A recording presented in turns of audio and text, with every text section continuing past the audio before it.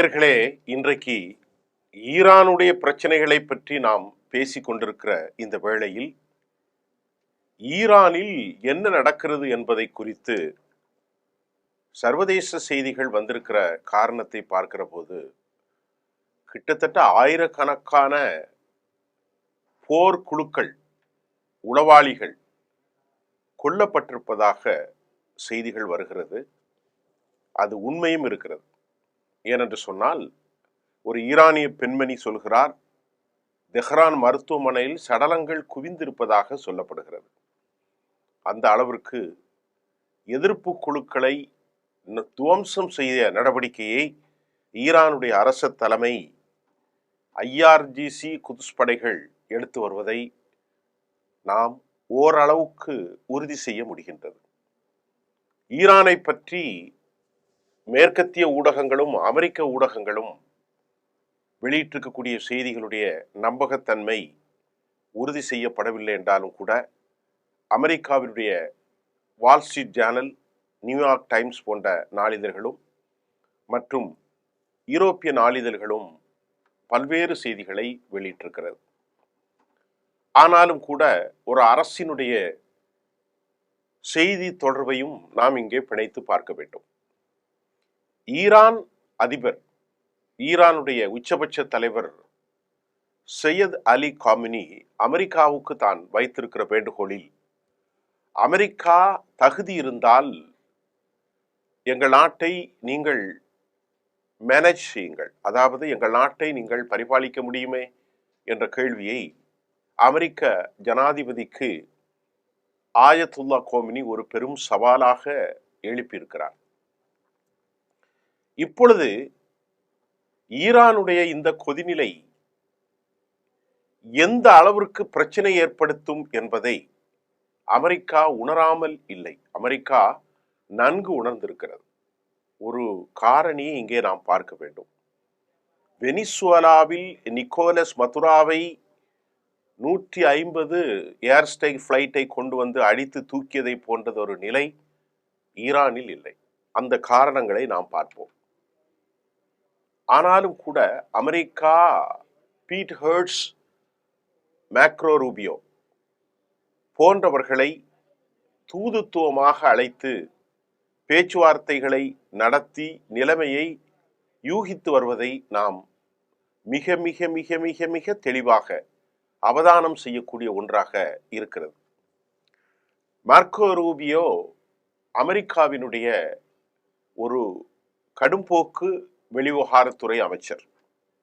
திருப்பி சொல்வேனால், கஸா விஷயத்தில் அவர் இஸ்ரேலுக்கு இன்று வரை மிக ஆதரவான ஒரு ஆள். பீட் ஹெர்ட்ஸும் அவரும் ஒரு கடும் போக்குவாதி. மார்க்கோ ரூபியோ அவரும் கடும் போக்குவாதி. டொனால்ட் ட்ரம்ப், இந்த கடும் போக்குவாதிகள் மிக மோசமான இஸ்ரேல் அதிபரை சந்தித்து ஆலோசனை செய்ததிலிருந்து அவர்கள் தாக்குதலுக்கான எல்லா விவகாரத்தையும் தெளிவுபடுத்தியிருக்கிறார்கள். இது இராணுவ ரகசியங்கள் பொதுவாக வெளியே வருவதில்லை. ஆனாலும் ஈரானுக்கு இருக்கக்கூடிய சில பிரச்சனைகள் என்னவென்றால், ஈரானுடைய சார்பில், ஒரு அரசின் சார்பில் சொல்லப்படுகிறது, நாங்கள் களத்தை முழுமையாக கட்டுப்படுத்தி இருக்கிறோம், நாங்கள் இணையதள பாவனைகளை, இணையதளையின் மூலமாக செய்திகள் கடத்தப்படுவதை, பகிர்ந்து கொள்ளப்படுவதை முழுமையாக தவிர்த்திருக்கிறோம் என்று சொல்லப்படுகிறது. ஆனால் அமெரிக்காவினுடைய நிறுவனம் ஸ்டார்லிங்க்ஸ் தங்கு தடை இல்லாமல் அவற்றை ஒளிபரப்பு செய்து கொண்டிருக்கிற ஒரு கால சூழ்நிலையில் அவற்றை அதன் மூலமாக உள்நாட்டு விவகாரங்கள் உலகத்திற்கு கடத்தப்படுகிறது, அல்லது அந்த குழுக்களுக்கிடையே, போராட்ட கலவர குழுக்களுக்கிடையே இணைப்புகளும் வெளியிலிருந்து இஸ்ரேல் அமெரிக்காவினுடைய உத்தேச யுத்திகளும் அவர்களுக்கு வருகிறது.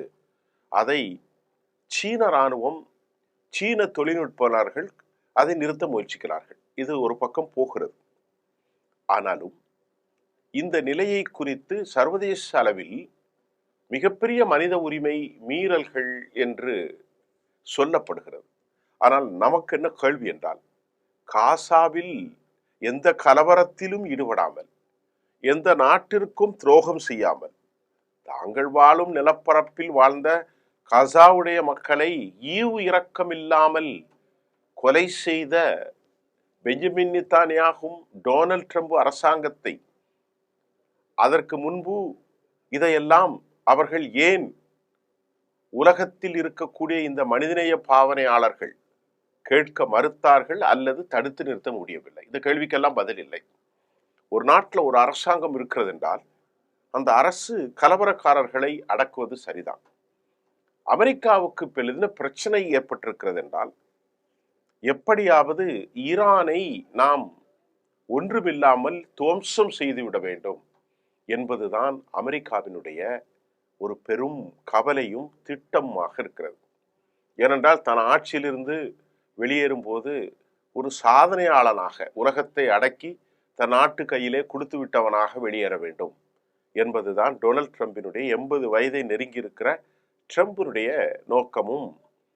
கருச்சிதவை போன்று மனோச்சிதவினால் அவர் எடுக்கிற நடவடிக்கைகளும் மோசமான ஒரு விளைவுகளை, the consequences will happen today or tomorrow, அது அவர்களுக்கு வினையாக கூட மாறலாம் என்றும் சொல்லப்படுகிறது. ஆனால் நான் கூறியது போன்று ஈரானை அவர்கள் தாக்குவதற்கு பலமாக யோசிப்பதற்கு பல காரணங்கள் உண்டு. ஏனென்றால் ஈரான் IRGC என்பது ஒரு சித்தாந்த ரீதியான போராளி குழு. அது இஸ்லாமிய கோர் ஃபண்டமெண்டலிசம், அடிப்படைத்துவமான அந்த ஜிஹாதிய உணர்வுகளை உள்வாங்கியது. அப்போ ஒரு காலகட்டத்தில் அவர்கள் அழிந்து போகிற ஒரு காலம் உருவானால் எந்த எல்லைக்கும் போவதற்கு அவர்கள் தயங்க மாட்டார்கள். நல்லா கவனித்துக் கொள்ளுங்கள். அதன் முதல் பாதிப்பு இஸ்ரேலுக்கு தான் இருக்கும். அதனை தொடர்ந்து எங்கெல்லாம் மத்திய கிழக்கில் இருக்கிற அவ்வளவு அமெரிக்காவினுடைய தளங்களும் நாசம் செய்யப்படும். அதனைத் தொடர்ந்து போராளி குழுக்களான ஹிஸ்புல்லா, அதே போன்று ஈராக்கில் இருக்கும் சியாட்டி ஹிஸ்புல்லா, சிரியாவில் இருக்கும் குழுக்கள், ஹூதிக்கள் எல்லாரும் எந்த முனைகளிலும் அமெரிக்கா யூதர்களை தாக்க நேரிடும். நான்காவது, மத்திய கிழக்கில் ஒரு பெரும் பிரளயம் ஏற்படும். ஸ்டெபிலிட்டி, அன்சர்டினிட்டி இல்லாத பாதக சூழல்கள் ஏற்படும் என்பதையும் நாம் கவனத்தில் எடுத்துக்கொள்ள வேண்டும்.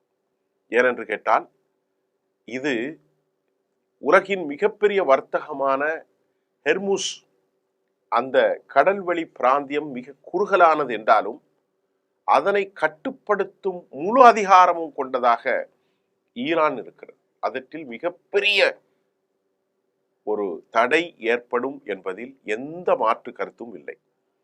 அதே போன்று செங்கடல் பிராந்தியத்தில் ஏற்கனவே தன்னை நிலைநிறுத்தி இருக்கக்கூடிய ஹூதிக்கள் மறுபடி அவர்கள் தங்களை நிலைநிறுத்துவதற்கு முயற்சிப்பார்கள்.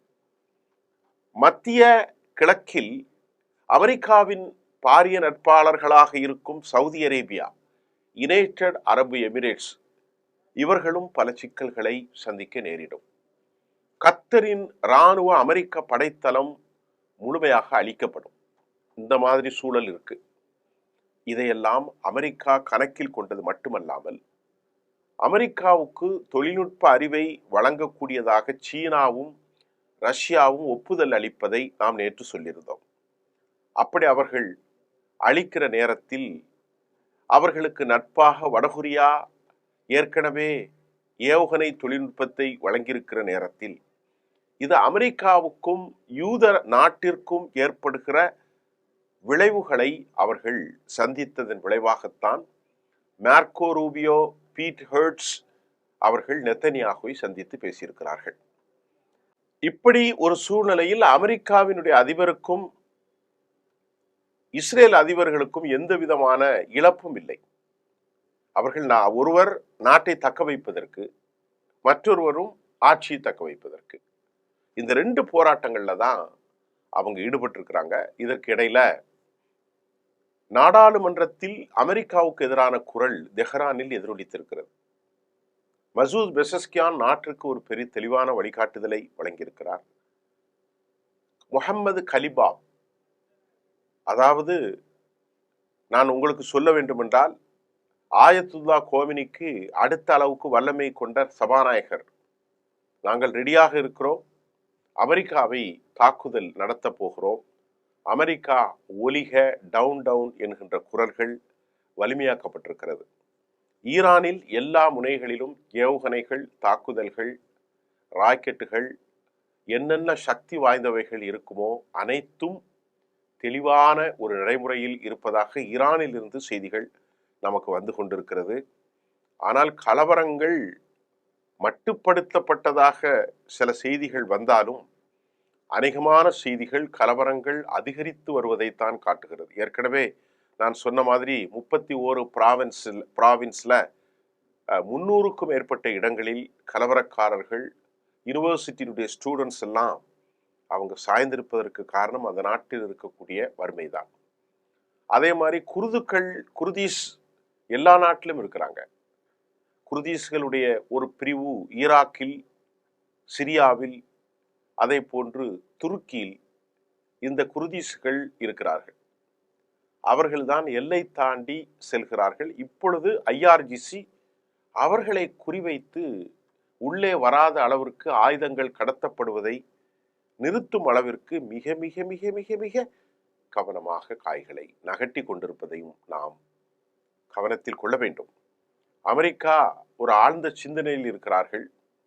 அமெரிக்காவினுடைய ஆலோசகர்கள் தற்போது போர் வேண்டாம், நீங்கள் தாக்க வேண்டாம் என்று சொல்லியிருப்பதாகவும், இஸ்ரேல் தாக்குதல் இல்லாமல் அமெரிக்கா தாக்க போகிறது என்ற செய்தியோடு நேற்று வரை இருந்தது. இன்று காலை அல்லது நேற்று முந்தைய நள்ளிரவு அமெரிக்கா தற்போது தாக்காமல் ராஜயுக்தியாக உள்நாட்டு குழப்பங்களை தூண்டிவிடவும், உள்நாட்டு போராளி குழுக்களுக்கு, கலவரக்காரர்களுக்கு, ஒருவர் கலவரக்காரர்கள் மற்றவர்கள் போராளி குழுக்கள் ஆயுதங்களை பகிர்ந்து வருவதையும் முதற் செயலாக நடந்து வலுவிழக்கும் போது ஒருவேளை தாக்குவதற்கும் அவர்கள் முயற்சியெடுக்கலாம். IRGC படைகள் வலுவிழந்து போகிற நேரத்தில் நாட்டில் கட்டுப்படுத்த முடியாத ஒரு சூழ்நிலை உருவாக்கி டிசென்ட் அல்லது மிகப்பெரிய கன்ஃபாபுலேஷன், ஒரு அன்ரெஸ்ட் சிச்சுவேஷன் வில் கிரியேட், அவர்கள் நிச்சயமாக உருவாக்குவார்கள் அமங் த பீப்புள், நாட்டு மக்களுக்கிடையே. அந்த நேரத்தில் தாக்குதலை நடத்துவதற்கு இவர்கள் முனையலாம் என்பது இப்போது உள்ள நிலை. ஆனாலும் தவிர்க்க முடியாது. மேலோட்டமாக வரும் செய்திகளை மட்டும் நாம் சொன்னாலும் உள்ளார்ந்த அமெரிக்காவின் திட்டம் அறிவிக்கப்படவில்லை. ஆனால் ஈரான் மட்டும் மிக மிக மிக மிக தயாராக இருக்கிறார்கள். எந்த நிலையிலும் தாக்குதலை நடத்த போகிறோம் என்பதை அவர்கள் தயாராக இருக்கிறார்கள். ஆயத்துல்லா காமினி வெளிநாட்டிற்கு சென்றதாக பரப்பிவிடப்பட்ட மேற்கத்திய ஊடக செய்திகள் என்பதையும் அந்நாட்டினுடைய அரச பிரதிநிதிகள் கருத்து தெரிவித்திருக்கிறார்கள். முஹம்மது கலிபாப், நாங்கள் அடித்து துவம்சம் செய்வோம், அமெரிக்காவை ரெடியாக இருக்கிறோம் போருக்கென நாடாளுமன்றத்தினுடைய சபாநாயகர் அறிவித்திருப்பதை அது ஆயத்துல்லா காமினுடைய குரலாக இருக்கிறது என்பதையும் உங்களுக்கு பதிவு செய்கின்றோம். மீண்டும் அடுத்த செய்தியில் சந்திப்போம். நன்றி.